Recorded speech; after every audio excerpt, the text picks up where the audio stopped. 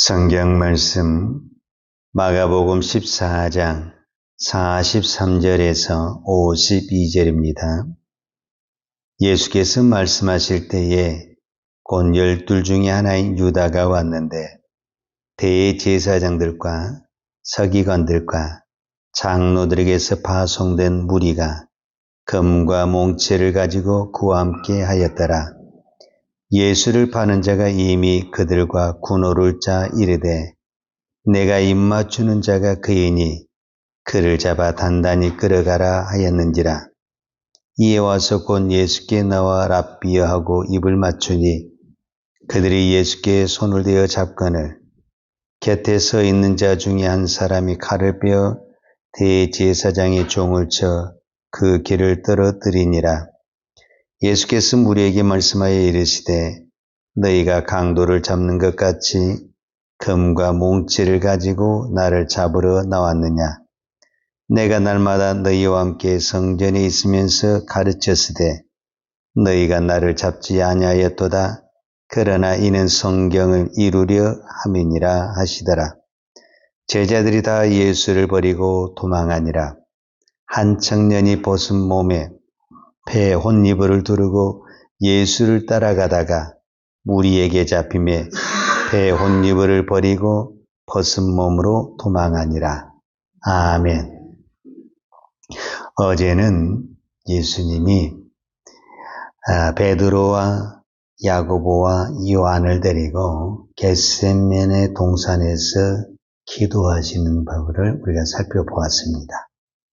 자, 오늘은 그 기도의 응답이다라고 볼 수가 있는데, 특별히 저는 오늘 이 말씀을 통해서 우리가 기도를 할 때 어떻게 해야 되고 또 기도의 응답이 어떻게 오는가. 우리가 이 새벽에 기도하니까 다른 어떤 부분보다는 기도에 초점을 맞춰서 살펴보도록 하겠습니다. 자, 어제 본문 마가복음 14장 42절에 보면 일어나라 함께 가자 보라 나를 파는 자가 가까이 왔느니라. 그러니까 지금 예수님과 베드로, 야고보, 요한이 세 명의 제자가 겟세마네 동산에서 기도를 하고 있었어요. 그런데 그 땅에서는 무슨 일이 벌어지고 있냐면 유다가 이제 예수님의 그 제자의 자리에 이탈을 해서 대제사장들과 서기관들과 장로들과 이런 사람들과 손을 잡고 예수를 잡으려는, 죽이려는 계획을 세우고 있었어요. 예수님은 이거 다 알고 계시죠. 자, 산에서 내려온과 동시에 내려오려고 하는 그때 43절에 보면 예수께서 말씀하실 때 곧 12 중에 하나인 유다가 왔는데 그랬어요. 여기서 곧 왔다라는 거예요. 곧, 즉시, 바로 다 같은 말이잖아요. 그러니까 지금 어떤 부분에서는 예수님은 기도가 끝나고 산에서 내려오려고 하는 그 시점에 가룟 유다는 대제사장들이 보는 성전의 경비방을 데리고 예수님을 잡으러 왔다라는 거예요. 그러니까 기도가 끝나자마자 예수님의 기도가 끝나서 지금 내려오려는 그 시점인데 끝나자마자 뭐 했다는 거예요? 즉시 바로 뭐가 됐다는 거예요? 응답이 됐다는 거예요. 응답이. 기도의 응답이. 그런데 예수님이 그 기도를 어떻게 하셨냐? 이 부분이 이제 마가복음에도 나와 있고 누가복음에도 나와 있거든요. 누가복음에 보면은 누가복음 22장 44절에 보면 예수께서 힘쓰고 애써도 간절히 기도하시니 땀이 땅에 떨어지는 핏방울 같이 되더라. 그러니까 얼마나 간절히 기도했으면 땀방울이 핏방울이 될 정도로 기도했다. 이거 보통 그 기도한 게 아니잖아요. 그리고 어제도 제가 말씀을 드렸지만 예수님 혼자 기도한 것이 아니라 팀을 데리고 갔다.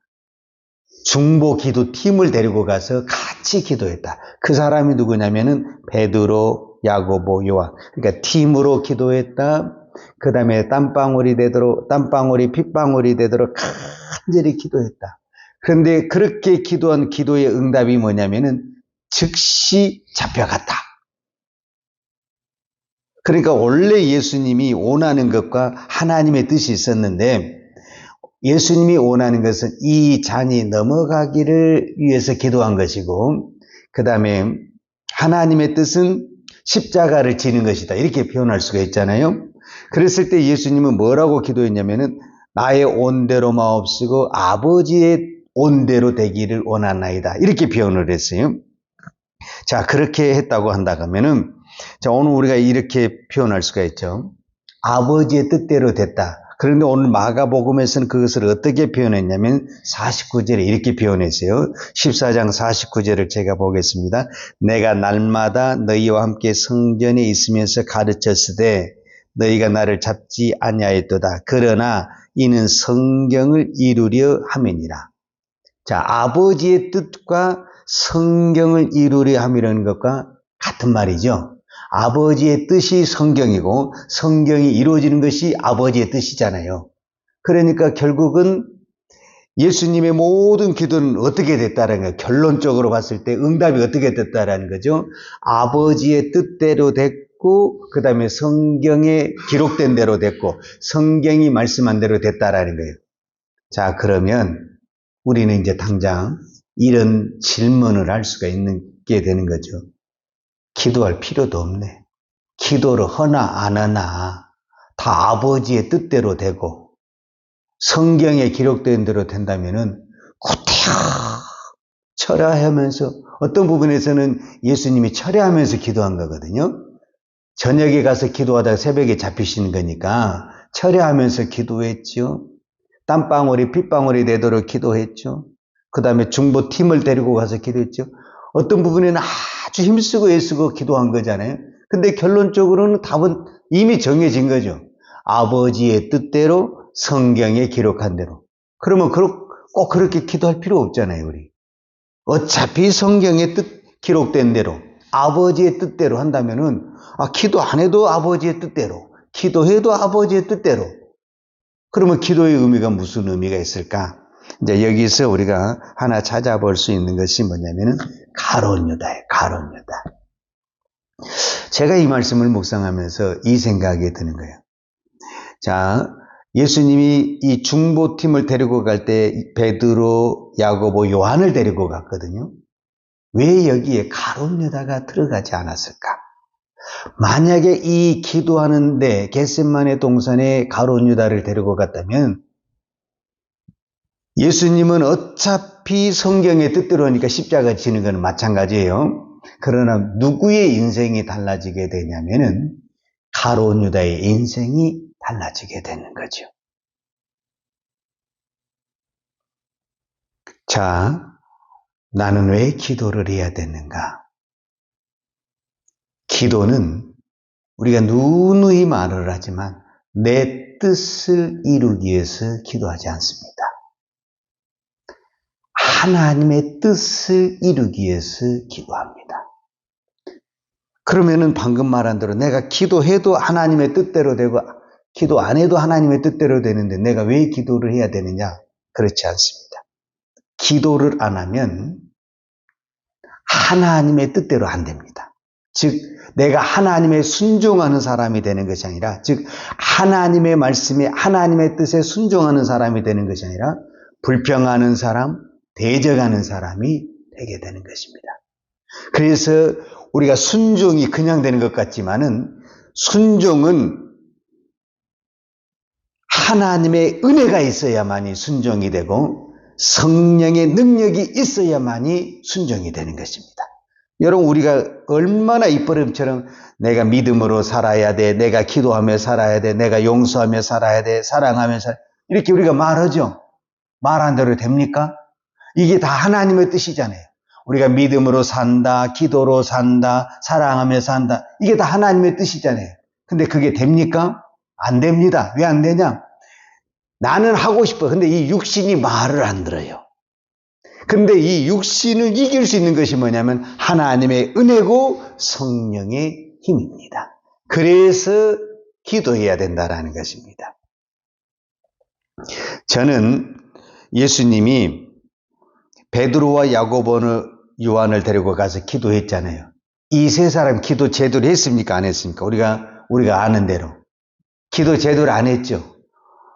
여러분, 기도 제도를 안 해도 기도의 자리를 지켜야 된다. 이게 중요합니다. 내가 거기 가서 내가 기도를 열심히 했냐 안 했냐, 그건 중요하지 않습니다. 오늘 베드로와 야고보 요한도 다 도망을 갔죠. 어떤 부분에서는 오늘 성경에 보면 다 도망갔잖아요. 여기서만 도망간 것이 아니라 또 예수님 십자가 앞에서도 다 도망가고 베드로 부인하고 다 그랬죠. 그러나 기도의 자리에 있던 이 제자와 기도의 자리에 없던 이 가룟 유다는 하늘과 땅 차이입니다. 졸더라도 도망치더라도 예배의 자리에 있어야 되고 기도의 자리에 있어야만이 회복할 수가 있고 사명을 감당할 수가 있습니다. 그래서 기도의 자리가 중요합니다. 예수님이 나중에 가룟 유다에 대해서 이런 말씀을 하십니다. 이 말씀은 참 비극적인 말씀인데 어떤 부분에서는 이제 이게 마태복음에서 나오거든요. 마태복음에서 유월절 만찬을 할 때 마지막 만찬이잖아요. 예수님이 제자들을 다 데려다 놓고 너희 중에 다 도망가지만 너희 중에 한 명이 나를 팔 것이다. 아예 그렇게 딱 이야기를 해요. 그러면서 뭐라고 표현하냐면 마태복음 26장 24절은 인자는 자기에 대하여 기록된 대로 가거니와 인자를 파는 그 사람에게는 화가 있으리로다. 그 사람은 차라리 태어나지 아니하였더라면 제게 좋을 뻔하였느니라. 이거를 현대인의 성경으로 좀 더 쉽게 표현하자면 나는 성경에 기록된 대로 죽지만 나를 파는 사람에게는 불행이 닥칠 것이다. 그 사람은 차라리 나지 않았더라면 좋았을 것이다. 즉 가룟 유다가 예수님을 안 팔아도 예수님은 어떻게 된다는 어차피 대제사장과 이 서기관들은 예수를 잡아 죽이려고 이미 계획을 세웠어요. 가룟 유다가 안 해도 이 일에 동참을 안 해도 예수님은 잡히게 돼 있고 죽게 돼 있다니까요. 그런데 왜 가룟 유다가 여기에 들어가냐 그 말이에요. 성경은 뭐라고 표현한지 아십니까? 가룟 유다에게 성경은 사단이 들어갔다 이렇게 표현을 하고 있습니다. 무서운 이야기입니다. 누가복음 22장 3절에 보면 12 중에 하나인 가룟이란 부르는 유다에게 사탄이 들어가매 이에 유다가 대제사장들과 성전 경비장들에게 가서 예수를 넘겨줄 방도를 운운하매 그랬어요. 그러니까 왜 유다에게 사탄이 들어가냐고요. 여러 가지로 우리가 해석할 수 있지만 딱 하나. 오늘 우리가 기도에 대해서 이야기를 하니까 기도하지 않으면 언제든지 사탄은 우리에게 들어올 수 있다. 우리가 기도를 하면은 하나님의 은혜가 오고 성령이 들어오지만 기도하지 않으면은 우리 육신은 누구를 부를 수밖에 없냐? 어둠을 부를 수밖에 없고 세상을 부를 수밖에 없고 그러다 보니 당연히 세상 욕심이 생기고 사람의 세상 것이 눈에 보이다 보면은 뭐가 됩니까? 사탄이 이제 밥이 되기 시작하는 거죠. 그래서 우리는 졸더라도 그냥 자리만 채우더라도 기도의 자리, 예배의 자리를 지켜야 한다. 왜? 그래야 사단이 우리를 건들지 않냐고 우리에게 들어오지 아니한다. 내가 이 시간에 기도한들 무슨 특별한 능력의 기도를 하겠습니까? 내가 기도한들 지구가 바뀌어지겠습니까? 나라가 바뀌어지겠습니까? 나 하나도 못 바꾸는데 근데 무엇은 막을 수 있다? 사단이 들어온 것은 막을 수 있다. 왜? 기도하니까 성령이 지켜주시고 성령이 사단이 들어온 것은 막아줄 수가 있다. 그래야 우리가 이 향에 쓰임받는 거 주를 위해 쓰임받아야지 가룟 유다처럼 사탄에게 쓰임받으면 불행이잖아요. 예수님이 말하자 너는 태어나지 아니었으면 도저 이런 소리를 들어야 되겠습니까? 인간적으로 봐도 어찌됐든 가룟 유다와 예수님의 만남과 교제와 한솥에 생활한 것이 몇 년입니까? 우리가 기본적으로 한 3년 생각할 수 있잖아요. 그럼 3년이면 결코 짧은 시간 아니에요. 우리같이 그냥 일주일에 한 번 만난 것도 아니고 그냥 같이 한솥 때 밥을 먹으면서 한 집에서 공동체 생활을 했잖아요. 그럼 굉장히 가까워진 거죠, 사실은. 그런데 어떻게 이 가룟 유다가 이럴 수 있냐? 어떻게가 아니라 마귀가 들어가면, 사탄이 들어가면 인간은 뭐가 된다? 짐승이 된다.